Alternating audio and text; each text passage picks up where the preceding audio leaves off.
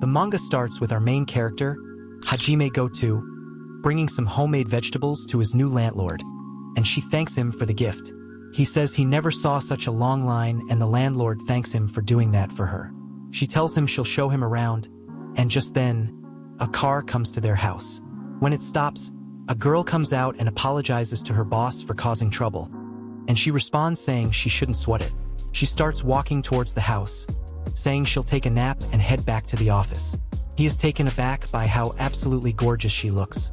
He thinks her face is perfection and she looks like a movie star with that body. The landlord calls her Asami Kuroki and asks if she's had a busy day, to which she responds by asking if she's showing around the newbie. She agrees and introduces her as Asami and says she is his next-door neighbor. He greets her. Then he is suddenly shocked and asks if she's really his next-door neighbor. He remembers he brought something and gives it to her. She looks at what he brought and she says it's from where she works. He thinks the place where she works is super popular. She thanks him for the gift and he bows in respect, saying it's a pleasure to meet her. He blushes. He still can't believe that's his neighbor. The landlord says the rent will be 30,000 yen, and she hopes he likes the place. He is shocked at the cheap price and says he's hit the jackpot. A few days later, he gets off, says goodbye to his friends, and he thinks college is so cool, and his campus is huge. He can't wait to start. His mom sends him a text apologizing for missing him, and she says his item is in the locker. It's a box of tomatoes he'd been growing. He remembers his parents and says he thinks he'll be okay. He's made new friends, and that lady next door, he says she's sophisticated and sexy. He blushes, thinking about her. While going to his room, he sees something that surprises him. It is Asami, passed out in the hallway surrounded by bottles of alcohol. She is super drunk and barely keeping it together. He runs up to her and asks if she's okay, and he realizes she's completely soaked. When he sniffs, he thinks she reeks of alcohol. She must have gotten caught in the rain on her way home. He thinks of the elegant city lady he saw today and asks if this is the same person. He tells her to wake up so they can get inside, and she thinks he's the bartender and asks for more food. He looks at her handbag and sees her keys. He opens the door and thinks he has no choice. When he gets inside, he asks if this is how someone with their feet on the ground lives. It's like the set of a soap opera. After putting her on the bed, he realizes her scent smells good. He looks at how she's sleeping and thinks she has no sense of self-preservation. He thinks he'd better go and tells her to hop in the bath when she's sobered up. When she hears the word bath, she jumps to his leg and begs him, saying anything but the bath. That surprises him. She covers her face and says she doesn't wanna, and he asks why not. It's not like it's going to swallow her. He asks if she's listening and tells her to at least give herself a wipe down. She grabs him, calls him Specs, and asks what's in the box. He says it's homegrown tomatoes his mother sent to him, and she shouts that she knew it. She gets angry at him, asking why he's such a pathetic mama's boy, and he asks what she's talking about. She rips the box and says, "Watch." He tells her it's not hers. She grabs a tomato, and when she eats it, she breaks down crying, saying they are so good. He brags that he grew them himself. Then he tells her to back up. He asks her if everything is okay, and he says he's all ears. She puts the tomatoes down and says she'd hit it off with a guy she met at a bar. He was a total wuss and a terrible dresser, but he was sweet. When she was on her way to his place to drop off a birthday surprise, she rang the doorbell and thinks she can hear something inside. Maybe he's busy. When she tried to put the gift on the door handle, the door accidentally opened, and when she looked inside, she was shocked to find him bathing with his mother fully naked. She shouts, asking who bathes with their mother at 30. She calls it crazy. He also thinks that's bad. She starts sobbing and says when she's married, she wants a man who'll put her before his precious mother. He guesses after that she got totally wasted, then soaked to the skin. He thought she was perfect to begin with, but now he takes it back. She's a hot mess. He smiles and tells her to not dwell on it. She'll find someone else in no time. She starts sulking and he says she's gorgeous and she's got a great job. He tells her to cheer up. Just then, she jumps him and he wonders if he said something wrong. While on top of him, she blushes and calls him Specs. He is surprised and flustered. She tells him that she's going to be sick and then she pukes on the floor. He asks where the towels are and he tells her to not dare. She should wake up. It's now the next day and he thinks it's too early for what he's doing. He thinks this is all because of... Then someone calls him from behind. It's Asami, and she tells him to move it. He's surprised and asks if she's not hungover while she's throwing out the trash. She asks what he's talking about, and he's surprised. He says he just thought she doesn't look hungover at all. He says she really puked her guts out. He wiped the rug as best as he could and asks how it looks, and she doesn't answer. He wonders why, then he realizes.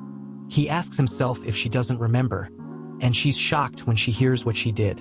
She runs off saying she's sorry, and he calls out to her. He thinks he should have kept his mouth shut.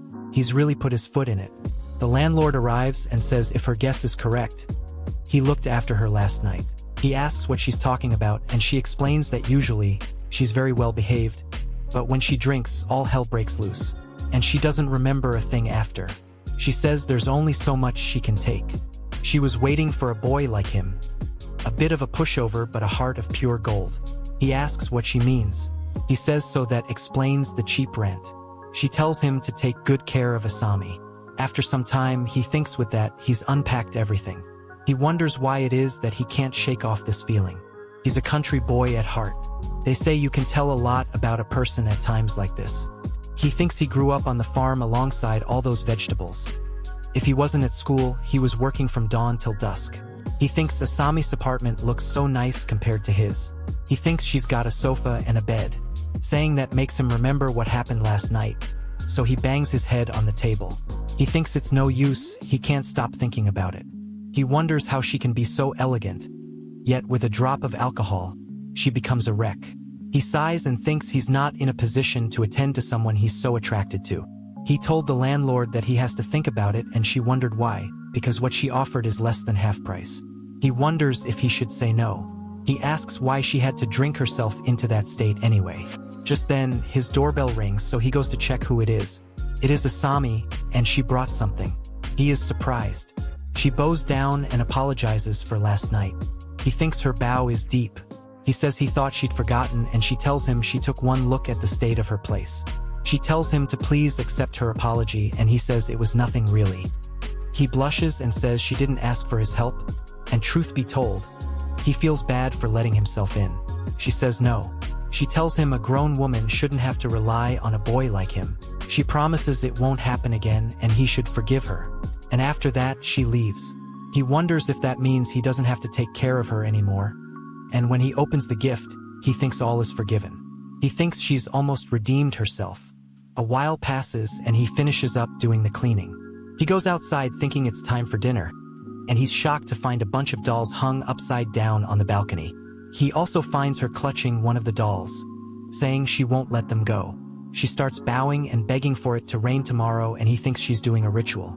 She starts laughing, and when he calls out her name, she turns around with a crazy expression, and he thinks that's spooky. She gets close to him, thinking he's some big doll, and starts grabbing his sweater. He thinks she's way too close. Then she gets close and tightens the strings on his sweater. She starts laughing, saying that's perfect. Then she tells him to do a handstand, to which he says no. He asks if she's drunk again, and she is shocked and surprised. She then starts wobbling and crouches down. She starts sulking and crying, saying, and even after she apologized, she calls him Specs and begs him to hear her out because she has a good reason. He asks what reason she's talking about. She explains that her coworker, Azato, said she had a memorial service to go to, so she offered to stand in for her. But when she checked her account, she posted that she can't wait for the amusement park date tomorrow. She sulks, asking since when did memorial services involve theme parks and boyfriends. She grabs him, saying she's worked 7 days in a row, and he tells her not to touch there. She says she would have let her go if she told her honestly. She would have told her to go enjoy herself, but she's sure she only hid the truth because she's single. She says everyone thinks women were only made to raise a family. Women who work are pitted. He tries to cheer her up and tells her she could work her entire life, and he'd still admire her. She calls him Specs and cries, saying she doesn't want it to be that way. She says she wants to get married. She's lonely, but she doesn't need anyone's pity. She falls asleep just like that, and it surprises him. He thinks she can't stay here, so he has to put her to bed again. He thought he was done with this. He thinks she's soft and stops himself from thinking like that. When he gets inside, he puts her to sleep and thinks he shouldn't stay for long. He sees something under her table and realizes it's a work ID, and when he picks it up, he thinks she looks so serious. He's surprised to find out she's a sales manager. She rolls over calling to him, and she smiles and thinks she may be a career woman, but she sure looks cute in her sleep. He doubts he's cut out for this job, but he says he will take it anyway. Thanks for watching and see you next time.